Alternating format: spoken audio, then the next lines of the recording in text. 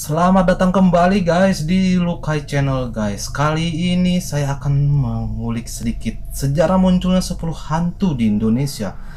Yang ini dijamin bikin kamu merasa merinding, merasa ngeri ya teman-teman. Untuk itu teman-teman jangan lupa sebelum kita mengulik 10 hantu yang sudah tenar di Indonesia, jangan lupa untuk di subscribe, di like, di share, dan di komen ya teman-teman, supaya saya lebih rajin lagi untuk membuat konten-konten misteri, konten-konten horor yang nantinya menemani malam-malam Anda. Oke, langsung saja kita lihat hantu yang pertama. Asal-usul hantu yang pertama yang begitu tenar di Indonesia. Ini dia.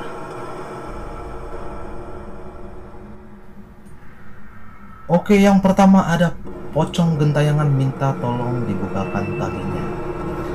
Hantu pocong merupakan sangat populer di kalangan masyarakat Indonesia. Bahkan hantu ini bisa dibilang hantu paling serem yang ditakuti orang. Ada banyak versi soal dari mana hantu pocong ini muncul pertama sekali. Namun, mayoritas masyarakat percaya pocong gentayangan dari orang yang sudah meninggal, tapi lupa dibuka tali pocongnya saat hendak dikubur.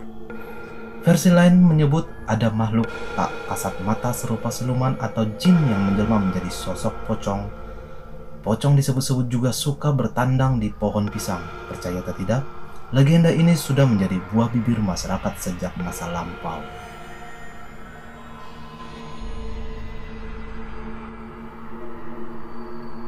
Hantu yang kedua adalah kuntilanak, yaitu hantu perempuan yang merindukan seorang anak. Kamus Besar Bahasa Indonesia menyebutkan kuntilanak sebagai hantu yang konon berkelamin perempuan, suka mengambil anak kecil atau mengganggu wanita yang baru saja melahirkan. Benar saja, kuntilanak menurut beberapa sumber awalnya memang sosok perempuan yang hamil dan meninggal saat melahirkan. Kuntilanak menjadi arwah gentayangan yang penasaran mencari-cari di mana anaknya.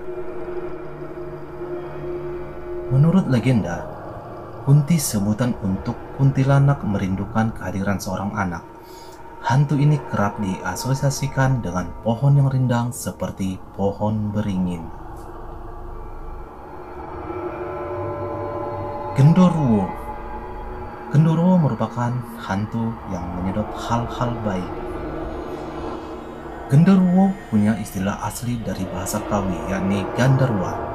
Mitos tentang hantu yang kerap dipahami masyarakat berjenis kelamin laki-laki ini asalnya ternyata dari legenda kuno Persia. Siluman air yang dinamakan Gandarwa ini dipercaya selalu menyedot hal-hal baik, tinggal di kayangan dan berwujud siluman air. Dalam kepercayaan masyarakat Jawa, Gandarwa kerap datang sore menjelang petang, punya tubuh yang tinggi besar dan suka kepada perempuan. Tuyul. Tuyul merupakan sosok setan kecil yang merepotkan dan suka mencuri uang. Si mungil tuyul memang hantu yang dianggap sangat merepotkan, sebab dia suka mencuri uang. Dalam mitologi Nusantara, tuyul ini merupakan manusia dengan badan yang amat pendek. Setan ini dipercaya berasal dari orang yang keguguran. Menurut beberapa sumber, bayi orang lampau yang keguguran itu menjadi tuyul.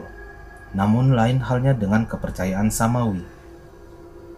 Mereka menyebut tuyul merupakan sebangsa jin yang sudah ada sejak masa lalu.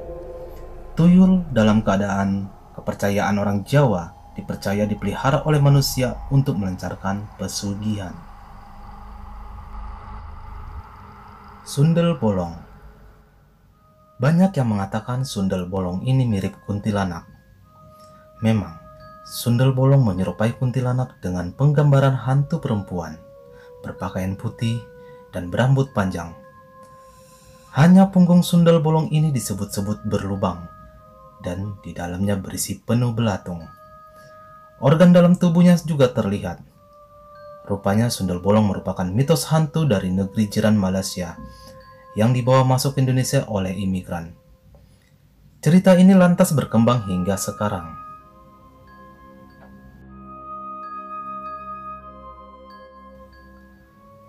Kuyang, penghisap darah dari Nusantara. Kuyang menurut legenda merupakan seorang manusia yang tiba-tiba berubah menjadi makhluk peminum darah. Mirip-mirip seperti Dracula atau vampir. Bedanya, Kuyang hanya menghisap darah perempuan yang baru saja melahirkan atau meminum darah bayi yang masih di kandungan. Untuk itu, beberapa masyarakat Indonesia percaya ibu hamil yang baru saja melahirkan diberi benda-benda atau mantra khusus untuk melindunginya dari serangan Kuyang. Kuyang disebut-sebut sebagai bawaan lahir atau keturunan dari nenek moyangnya. Ciri-ciri perempuan yang menjadi Kuyang yakni ada belahan tengah di atas bibirnya. Jenglot, si pencari hidup kekal. Menurut sejarahnya, Jenglot ini awalnya adalah orang yang bertapa untuk meminta kehidupan kekal. Lantas, ia membeku menjadi mirip boneka dengan ukuran yang kecil. Jenglot konon dipelihara oleh dukun. Kendati berbentuk seperti boneka, kuku dan rambutnya merupakan bisa tumbuh memanjang. Ada pula yang menyebut kalau Jenglot hidup dan minum darah.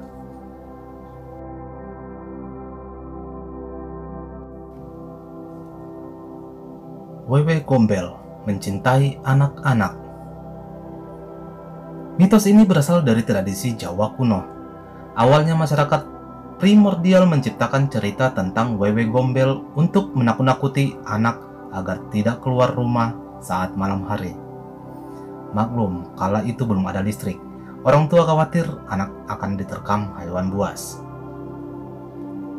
Mereka pun menyebut Wewe Gombel gemar menculik anak, namun tak menyakiti.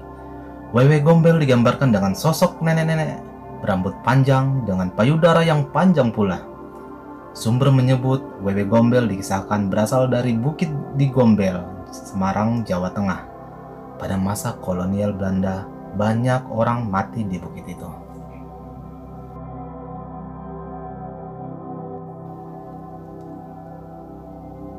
Suster Ngesot. Beda dengan hantu-hantu lainnya, Suster Ngesot termasuk cerita hantu yang cukup baru. Beberapa orang percaya hantu suster ini berasal dari salah satu rumah sakit milik pemerintah di kota Jakarta. Awalnya, ada suster di rumah sakit kenamaan tersebut yang meninggal tidak wajar. Suster itu kabarnya diperkosa oleh seorang dokter. Kakinya dimutilasi dan dikubur di ruang laboratorium.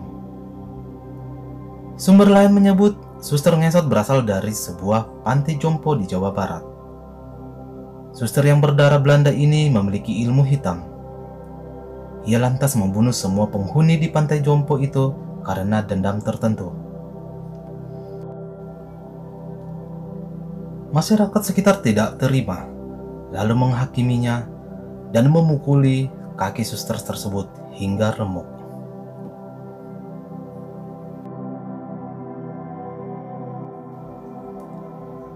Leak, si penyihir jahat. Siapa yang tak tahu Leak? Hantu yang dipercaya sebagai penyihir jahat ini asalnya dari mitologi Bali. Leak ternyata mempunyai ilmu supranatural. Ia memanfaatkan ilmunya untuk kejahatan. Saat siang, ia dipercaya berlaku layaknya manusia biasa. Namun, kala malam, ia mencari organ-organ tubuh manusia untuk bahan ramuan sihirnya, baik manusia hidup maupun manusia mati. Ia bisa berubah menjadi kera, harimau, atau babi yang jahat. Bisa juga berubah rangda. Masyarakat Bali percaya Leak merupakan seorang penganut ajaran kiri. Berbagai sumber menyebut sihir Leak hanya bisa digunakan saat ia berada di tanah dewata itu. Karena itu, Leak dipercaya hanya ada di Bali.